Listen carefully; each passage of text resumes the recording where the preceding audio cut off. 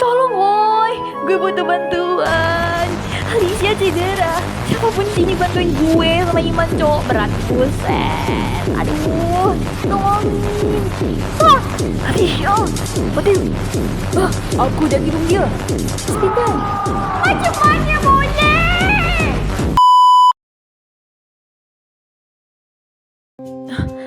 Doktor, dia tak ada apa-apa yang serius kan? Buat masa ni stabil. Tapi kena rehat secukupnya. Baik, terima kasih doktor.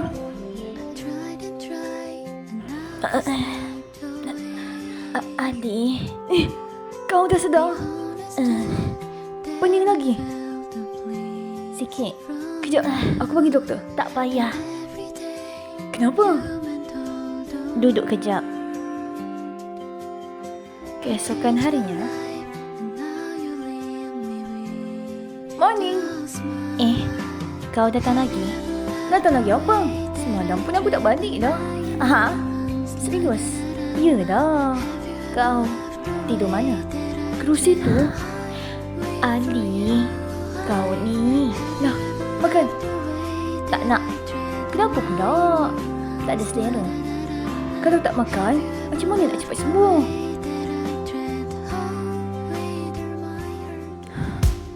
Buka mulut tu.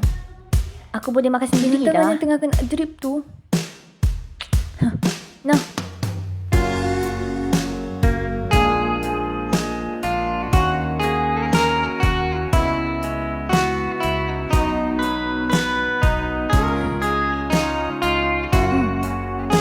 Malu dah.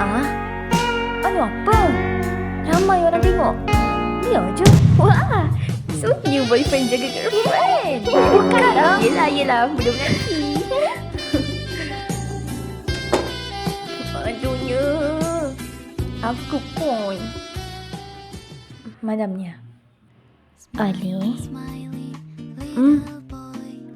Kau tak penat ke? Penat. Habis tu kenapa tak balik? Aku risau. Risau? Masa kau jatuh tadi. Aku takut gila. Ali, aku ingat aku dah kehilangan kau. Aku masih ada. Lepas ni, jangan buat aku risau lagi pun Tak boleh janji. Dengkit.